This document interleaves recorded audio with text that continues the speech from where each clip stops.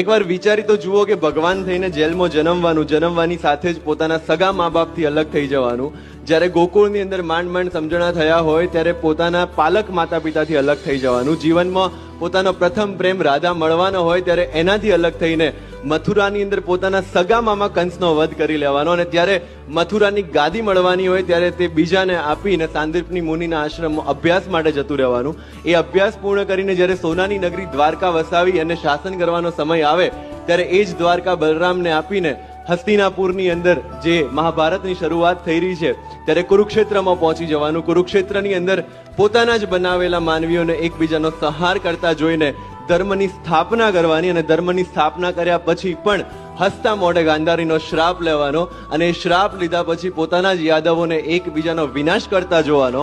અને છેલ્લે પોતે ભગવાન હોવા છતાં પણ એક પારધીના તીરથી સામાન્ય માણસની જેમ મૃત્યુને પ્રાપ્ત કરવાનો, અને છતાં પણ આપણને જો કૃષ્ણ વિષાદ યોગ ના મળતો હોય તો એ જ સફળ છે પુરુષમાંથી પૂર્ણ પુરુષોત્તમ થવા.